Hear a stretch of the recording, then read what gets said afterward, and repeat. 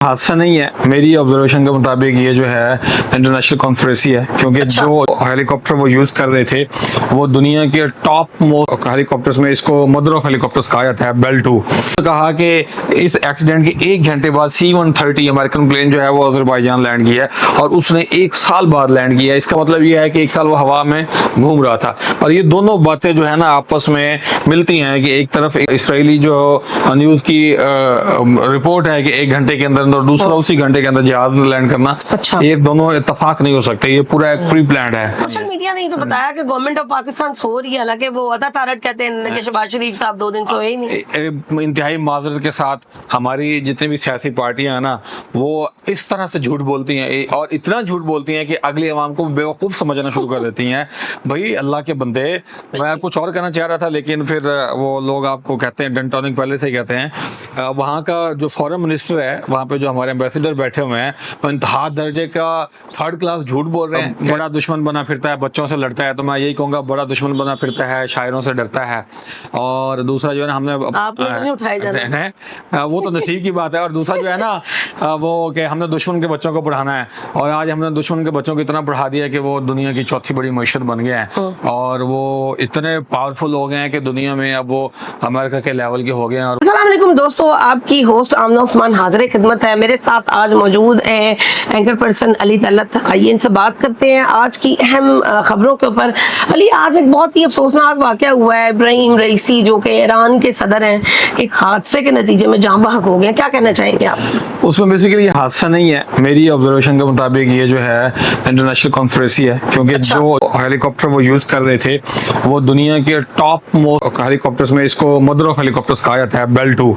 और हर हेलीकॉप्टर या एरोप्लेन के अंदर 2 जो है वो इंजन होते हैं, इसमें भी 2 इंजन थे।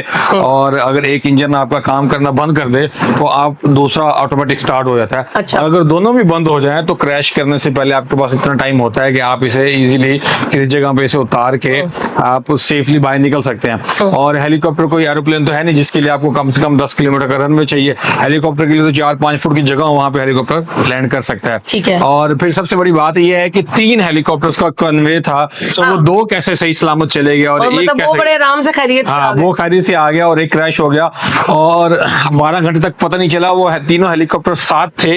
ये सबसे बड़ा सवाल ये है, शवाहिद नहीं मिले। शवाहिद नहीं मिले, मैं वही तो कह रहा हूँ ना। सबसे बड़ा सवाल यह है कि जब तीनों हेलीकॉप्टर एक साथ उड़ रहे हैं तो अब 15 मिनट, 20 मिनट, आधा घंटा अगर दूसरा हेलीकॉप्टर आपको नहीं मिला तो वो वापस जाए, आप किधर चले गए? ठीक है। एक बात। दूसरी ये बात है कि जब हेलीकॉप्टर अगर वो क्रैश होता है तो कुदरती तौर पे बायला तो उसका जो मलबा है वो 20 से 40 मीटर के करीब जो है वो मिल जाता है। लेकिन इसका मलबा जो है काफी दूर पुर्दों पे 40 मीटर की लॉन्ग डिस्टेंस पे पड़ा हुआ था। और इस तरह सूरत तभी होती है जब बाय रॉकेट लॉन्चर गिराया जाए। अच्छा। या जब ड्रोन से उसको शूट किया जाए, या पहली जो सबसे पुरानी सूरत हाल है जिस तरह जनरल रियाज साहब की प्लेन क्रैश हुआ था, क्या उसके अंदर पहले से बॉम्ब रख दिया जाए, जैसे वो आमों की पेटी वाला वाकया आमों की पेटी वाला वाकया जो था। तो अब इस तरह की इसके अंदर सूरत हाल है। और इब्राहिम रईसी जो है वो बड़े काबिल, बहादुर, निडर किस्म के मुस्लिम लीडर थे और उनकी जान को खतरा भी था।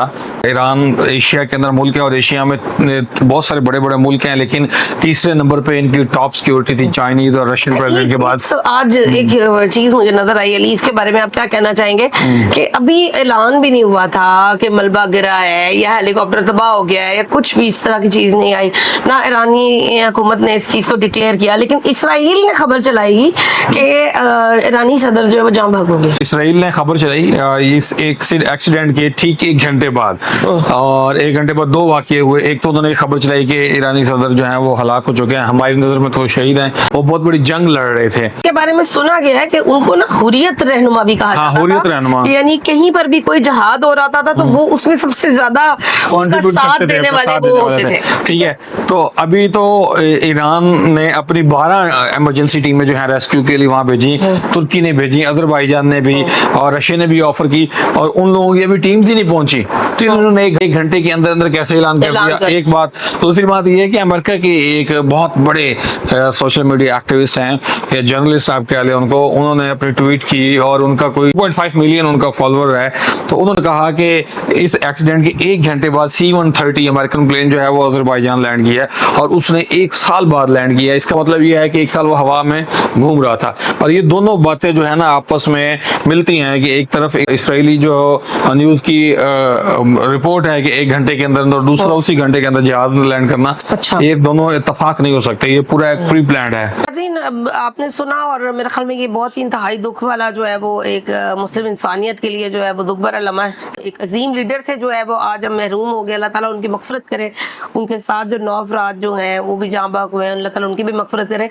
और अली मुझे ये बताएं कि आज एक बहुत ही ज़बरदस्त न्यूज़ जो है वो सामने आई है, वो भी मैं अपने नाजरीन को बताती चलती हूँ। और वो ये है कि जो इलेक्शन ट्रिब्यूनल ने जो 4 हल्के हैं इस्लामाबाद के, 3 हल्के, एक NA-46, NA-46, 47, 48, हाँ, इनका जो है वो आज जो है वो जिसकी सारी कट्टा खोल दिया है। तो क्या कहना चाहेंगे आप? वो बड़ा अच्छा फैसला है, और हमारी जो जुडिशरी है, हमारे जो इदारे हैं वो मजबूत होने चाहिए।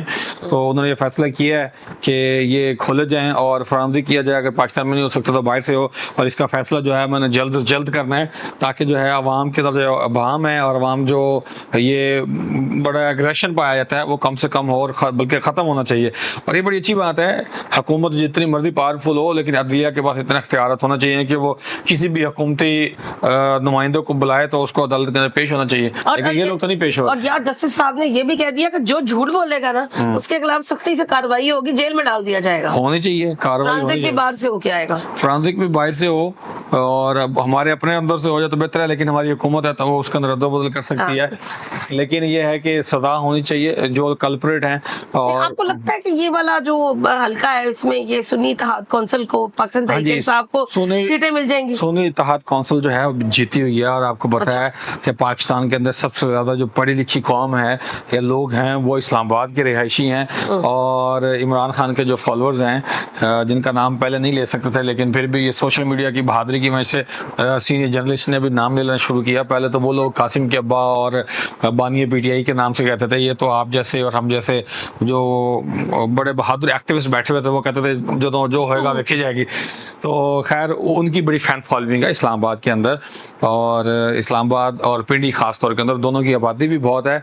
और वो मैं तो वहाँ रह कर आया हूँ, और वो कहते हैं ना चप्पा चप्पा जो है वो घुमा फिरा हुआ है वहाँ का, तो वो वाकई उनका वोट है वहाँ। चाहे मुझे इमरान खान से इख्तिलाफात हो सकते हैं, लेकिन ये है कि वोट उनका है। अच्छा, सोशल मीडिया की भी आपने बात की कि सोशल मीडिया की ताकत को जो है वो हम किसी तरह डिनाई नहीं कर सकते। हाँ जी। तो 2 वाकयात जो है वो हमें नजर आते हैं सोशल मीडिया के, कुछ ताकतवर भी हैं और कुछ हमें ऐसे भी नजर आते हैं जो कि नुकसान वाले हैं। तो पहले आपसे ताकतवर के बारे में बात कर लेती हूँ। किर्गिस्तान का वाकया जो है वो ट्विटर की वजह से लोगों तक पहुंचा है, वरना आपका नेशनल मीडिया तो दिखाई नहीं। हमारा नेशनल मीडिया तो आज भी एक किसी न्यूज़ चैनल पे एक कोई वहाँ का स्टूडेंट बात कर रहा था, तो एंकर ने सवाल किया कि क्या हालात थे और हुकूमत ने कितना सपोर्ट किया। तो जैसे उसने बोलना शुरू किया तो वो उसका जो प्रोग्राम है वहाँ से कट कर दिया। ये हमारा मेन स्ट्रीम का हाल है। और अगर इस वक्त उन तुलबा की थोड़ी बहुत जो मदद की जा रही है या हुकूमत के ऊपर प्रेशर है तो वो सिर्फ और सिर्फ सोशल मीडिया की वजह से। वरना हमारी हुकूमत तो कहती चलो ठीक है गए बाहर है, हमारा कोई लेना देना। सोशल मीडिया ने तो बताया कि गवर्नमेंट ऑफ पाकिस्तान सो रही है, हालांकि वो अता तारट कहते हैं कि शहबाज शरीफ साहब 2 दिन सोए ही नहीं। इंतहाई माजरत के साथ हमारी जितनी भी सियासी पार्टियां हैं ना वो इस तरह से झूठ बोलती हैं, और इतना झूठ बोलती हैं कि अगली अवाम को बेवकूफ़ समझना शुरू कर देती हैं। भाई अल्लाह के बंदे, मैं कुछ और कहना चाह रहा था लेकिन फिर वो लोग आपको कहते हैं डंटॉनिक पहले से कहते हैं। वहाँ का जो फॉरेन मिनिस्टर है, वहाँ पे जो हमारे एम्बेसडर बैठे हुए हैं, तो इंतहा दर्जे का 3rd क्लास झूठ बोल रहे हैं। कह रहे हैं जी कोई मसला नहीं है, यहाँ पे इतनी वीडियोज आ रही हैं, क्या वो फेक वीडियोज हैं? आपको पता नहीं कैसे उनकी बातों पर यकीन आ जाता है। हमारे तो इंटीरियर मिनिस्टर को, फॉरेन मिनिस्टर को पहले जैसे ये वीडियो आई थी ना, पहली चार्टर फ्लाइट लेके वहां पहुंच जाना चाहिए था। हमारे 12,000 बच्चे हैं, 12 बच्चे होते तब भी पहुंच जाने चाहिए। स्कैंडल भी एक इनका सुनने में आ रहा है कि जो HEC के चेयरमैन है मुख्तार साहब, वो उन्होंने वहां पर कमीशन खाने के चक्कर में जो है ये किर्गिस्तान जो सूबा है जहां पर ये सारा वाकया हुआ है वो इंतहाई गरीब जो है वो जगह है और गरीब मुल्क है, और उन्होंने इनके साथ मिल के जो है वो मेडिकल कॉलेजेस खोले हुए थे।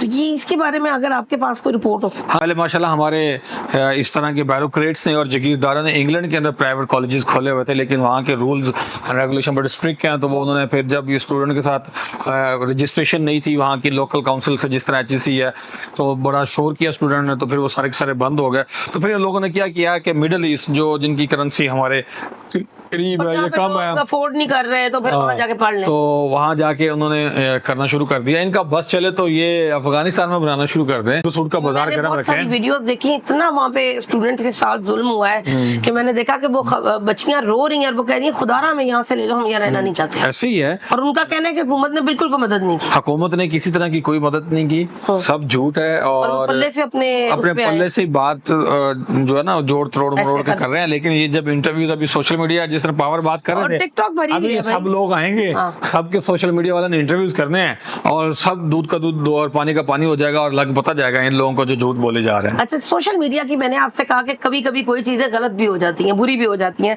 हमने देखा कि एक नन्ना व्लॉगर जो कि शिराज बड़ा फेमस है, और वो उस बच्चे ने, हमने परसों सुना कि उससे व्लॉगिंग छोड़ दिया है। बहुत अच्छा किया, उसको व्लॉगिंग करनी नहीं चाहिए थी। अगर वो व्लॉगिंग कर रहे थे तो उनका अपना बचपना खो जाएगा। जो फैमिली की पैसा आ रहा था, बात गरीब फैमिली की नहीं है, बात पैसा की नहीं। देखे ना वो बच्चा क्या बन जाएगा, वो एक पैसा कमाने की मशीन बन जाएगा। उसका अपना बचपना किधर गया, खत्म हो जाएगी, अपनी तरबियत किधर गई। अब जो बच्चे मैट्रिक के बाद जिन लोगों ने कमाना शुरू किया है और वो अभी तक कमा रहे हैं, जब आप उनसे बैठ के बातचीत करेंगे ना तो वो कहेंगे यार हमारा तो वही तो लड़कपन था, खेले कूदने के दिन था, हम कमाने लगे, बहन भाइयों को दिया, और आज कहते हैं आप लोगों ने हमारे किया गया है। उसके वालिदैन का बेहतरीन फैसला है। मैं कहता हूँ बहुत अच्छा फैसला है, और उसको कम से कम इंटर तक जो है ना इस सारी चीजों से दूर रखना चाहिए, ताकि कम से कम जो उसके अंदर वो जो नॉर्म्स एंड वैल्यूज उसके बाप ने कहा है कि वो खत्म हो गई हैं, तो वो दोबारा से हो सके। बिल्कुल ऐसे ही।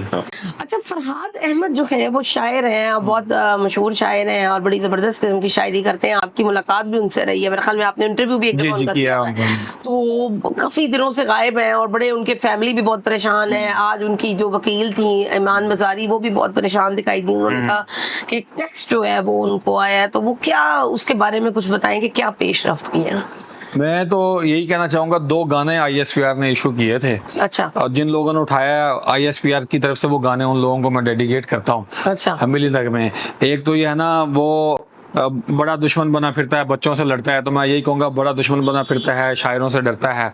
और दूसरा जो है ना, हमने नहीं उठाए जाना, वो तो नसीब की बात है। और दूसरा जो है ना वो कि हमने दुश्मन के बच्चों को पढ़ाना है, और आज हमने दुश्मन के बच्चों को इतना पढ़ा दिया कि वो दुनिया की चौथी बड़ी मईशत बन गए हैं, और वो इतने पावरफुल हो गए हैं कि दुनिया में अब वो अमेरिका के लेवल के हो गए हैं, और वो उस लेवल पर डिसीजन मेकिंग में उनका बड़ा रोल है। और हम लोग आज भी हमारे, मतलब उठाया किसने, कोई मान नहीं रहा। मैं वही तो कह रहा हूँ, जिसने भी उठाया, अब हमें क्या पता, अगर कोई उठाए वो सामने आके बोलो जी मैंने उठाया, तो फिर हम कहें जी सर इज्जत माई बाप, अगर कोई गलती तो हम माफी मांगते हैं। हमें पता ही नहीं है, रियाज को उठाया गया तो वैसे ही। अब हमें पता नहीं है किसने उठाया, क्यों उठाया, तो हमारे लिए तो वो बंदा फिर पाकिस्तानी नहीं है। क्योंकि एक शायर को आपने उठा लिया, एक इंतहाई नफीसुल शख्सियत है वो, और सीधी सादी शायरी करते हैं, और शायरी जो है वो फन भी करते हैं, मजाक भी करते हैं। उससे आपको क्या खतरा है? अगर आपको इतने खतरा है, वो जिस बात पर तनकीद कर रहे हैं, तो फिर वो आप भाई अपनी चीजें ठीक कर लें। क्या कहते हैं? इस तरह तो 24 करोड़ अवाम है, और जो है ना ये सोशल मीडिया से हट के अब सिटीजनशिप मीडिया बन गया है, तो हर बंदा आपके ऊपर तनकीद करेगा, तो फिर आप 24 करोड़ अवाम को उठा लेंगे। बहुत खूबसूरत बात अली आपने की है, और बिल्कुल ऐसा ही है कि अगर आप अपने मुल्क के अंदर जो है वो तमाम लोगों की आवाज़ को दबा देंगे, जो सहाफ़ी हैं, जो शायर हैं, जो गाना गाने वाले हैं, जो हक बात करने वाले हैं, जो इंसाफ की बात करने वाले हैं, जो सही के साथ चलने वाले हैं, तो फिर मुझे बताएं कि मुल्क को तरक्की कौन देगा, मुल्क को चलाएगा कौन, मुल्क को एक सही रास्ते पे कौन डालेगा। मेरे ख्याल में ये एक बहुत बड़ा मैसेज है जो हम फैला रहे हैं, और मुझे और अली को दीजिए इजाज़त। अल्लाह हाफ़िज़।